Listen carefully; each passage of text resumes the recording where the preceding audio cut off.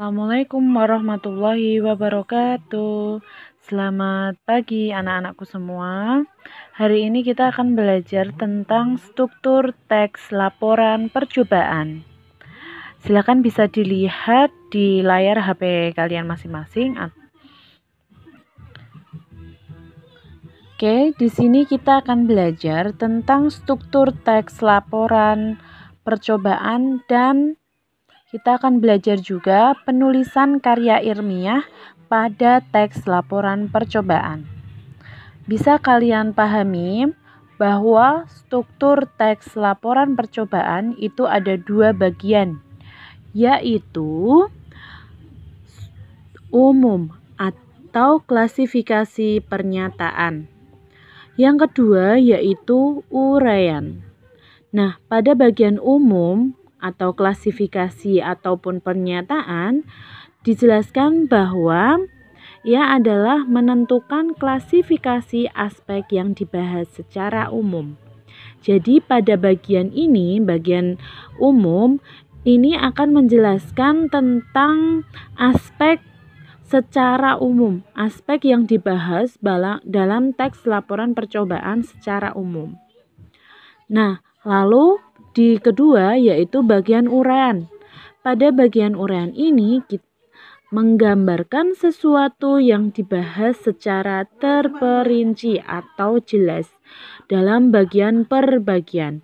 Kebiasaan atau kebutuhan, penggunaan alat dan bahan, serta perilaku alamiah dan hal yang khusus.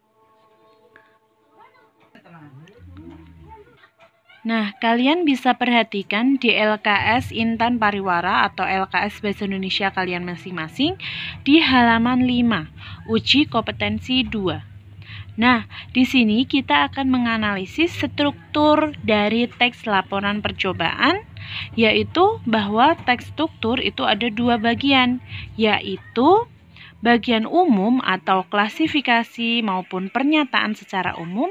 Yang kedua adalah bagian uraian yang menggambarkan bagian-bagian dari teks laporan percobaan secara terperinci. Nah, bisa kalian lihat di sini. Pada bagian yang pertama yaitu pernyataan secara umum, jadi pada teks laporan ini menjelaskan secara umum apa yang dibahas dalam percobaan tersebut. Nah, bisa juga meskipun ini atau misal teks laporan yang singkat itu pada bagian yang awal ini atau bagian pernyataan itu biasanya hanya berisi beberapa kalimat.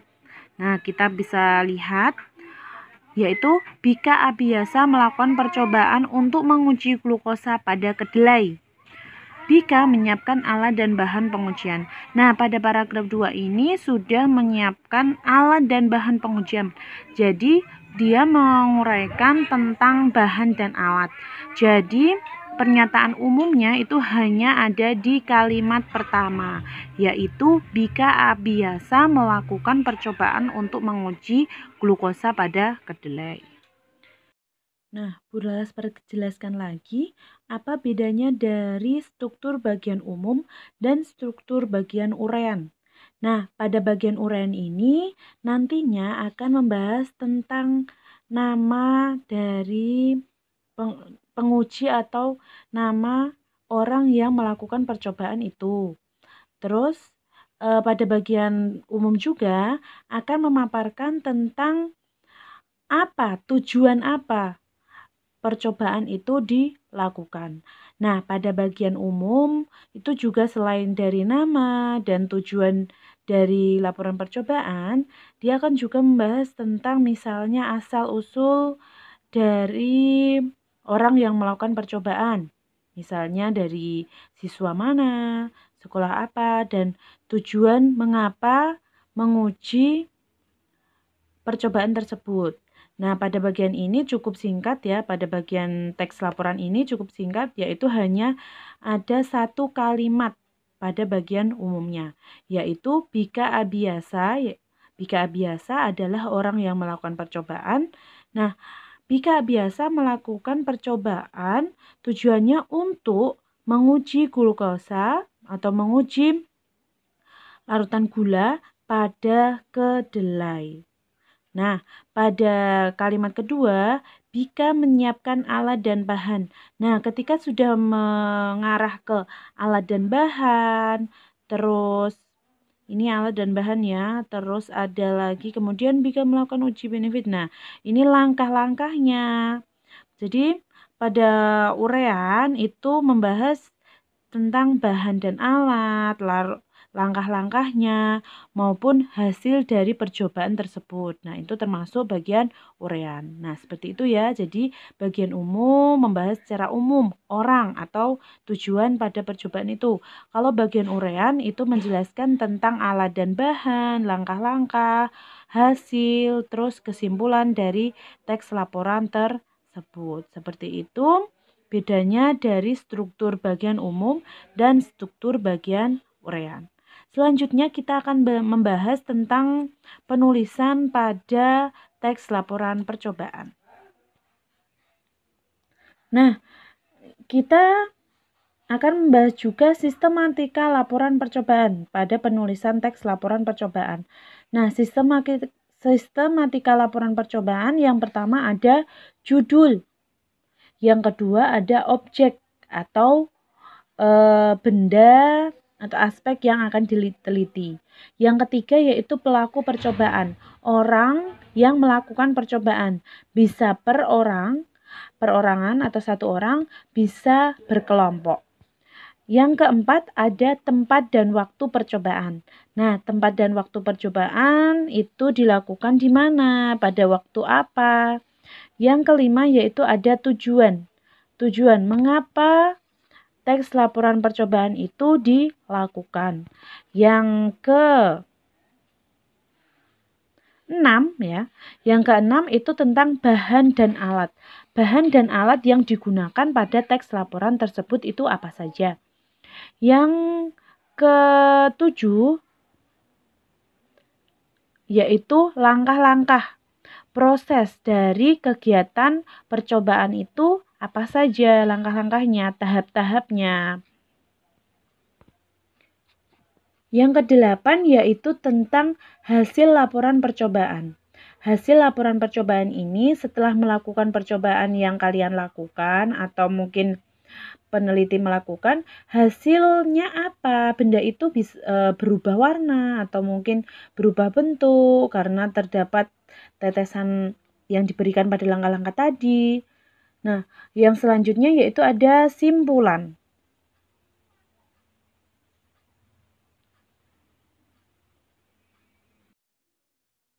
Nah, simpulan ini berisi inti dari hasil percobaan dan pembahasan pada laporan percobaan. Simpulan dibuat harus sesuai dengan tujuan yang ditetapkan sebelum percobaan dilakukan. Jadi, simpulan ini harus sama dengan tujuan awal dari laporan percobaan. Yang selanjutnya yaitu adanya daftar pustaka. Daftar pustaka adalah daftar rujukan atau referensi yang digunakan untuk menyusun laporan percobaan. Daftar pustaka ini dapat berupa buku, jurnal, majalah, artikel dari media cetak maupun dari internet. Jadi daftar pustaka ini yaitu rujukan dari buku-buku lain yang masih berkaitan dengan laporan percobaan yang dibuat. Nah, itulah tadi sistematika dalam penulisan laporan percobaan. Selanjutnya kita akan membahas atau kita akan menuliskan dari penulisan tersebut pada sebuah contoh teks laporan percobaan. Nah, masih sama contoh dari teks laporan percobaan itu ada di LKS Bahasa Indonesiamu masing-masing di halaman 5. Yang pertama tadi ada judul. Nah, judul pada teks laporan percobaan ini tidak dituliskan ya, jadi kamu nggak usah menuliskan atau bisa kamu menuliskan. Nah, judul itu hampir sama dengan tujuan teks laporan percobaan. Nah, di sini memang judul tidak dituliskan, jadi tidak usah kamu tulis atau di strip. Yang kedua yaitu adanya objek. Objek percobaan merupakan benda atau aspek yang akan dibahas. Nah, pada teks laporan ini, objeknya yaitu apa? Nah, Bika Abiasa melakukan percobaan untuk menguji glukosa pada kedelai. Nah, jadi menguji glukosa pada kedelai. Otomatis objek yang dikenai pada teks laporan ini yaitu kedelai. Oke, kita tulis. Objeknya yaitu kedelai. Nah, selanjutnya yaitu pelaku percobaan, orang yang melakukan percobaan. Mari kita cari. Nah, orang yang melakukan percobaan yaitu Bika Abiasa melakukan percobaan. Nah, jadi pelaku percobaannya adalah Bika Abiasa. Oke, kita tulis di sini.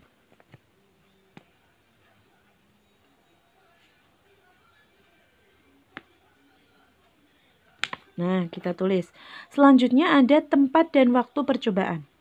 Kita cari tempat di mana percobaan itu dilakukan.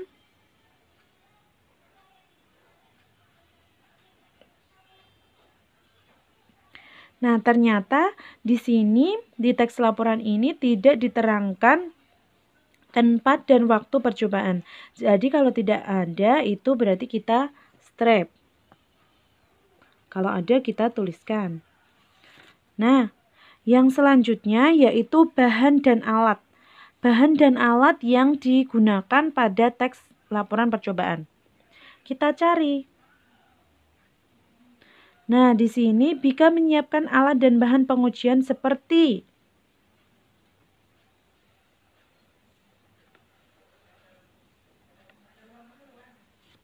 Nah, ini jadi kita tulis alat dan bahannya yaitu tabung reaksi, pipet, bunsen atau lampu spiritus, portal, dan alat tumbuk, cawan, porselin, kedelai, dan larutan benedict. Nah, ini kita tulis di sini nantinya. Oke, kita tulis di situ di bahan dan alat. Oh ya, kelewatan. Ini ada tujuan. Oh, jadi tempat dan waktu percobaan terus tujuan ya, maaf. Kelewat tadi.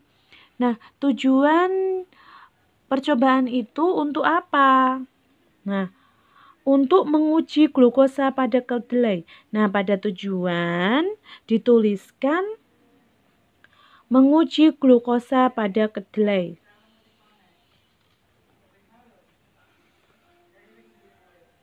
Nah, ini nanti ditulis di tujuan, bahan dan alat sudah. Terus yang selanjutnya yaitu langkah-langkah. Langkah-langkah atau tahap-tahap dalam percobaan. Kita tulis, kalau ini bentuknya itu kalimat, maka bisa kita tulis kalimat atau bisa kita tulis step-step. Jadi 1, bawahnya 2, 3, 4 gitu. Nah, langkah-langkah itu harus urut ya. Jadi langkah-langkah dari awal sampai akhir itu harus urut, tidak boleh misalnya di sini Bika menghaluskan kedelai menggunakan alat tumbuk dan portal, itu 1. 2. Kemudian Bika melakukan uji benedict. 3.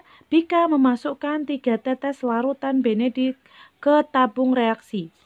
4. Dianya nggak usah ditulis, langsung menambahkan 2 mili larutan hasil penghalusan kedelai.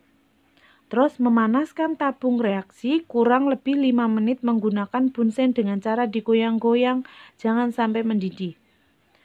Terus terakhir, mengamati perubahan yang terjadi dalam tabung reaksi. Nah, jadi seperti itu. Atau langsung, jika bahan makanan mengandung glukosa akan berubah warna menjadi merah bata setelah dipanaskan. Nah, itu bukan langkah-langkah ya. Nah, ini sudah ke hasil. Jadi, jika bahan makanan mengandung glukosa sampai seterusnya, itu sudah ke hasil dari percobaan tersebut.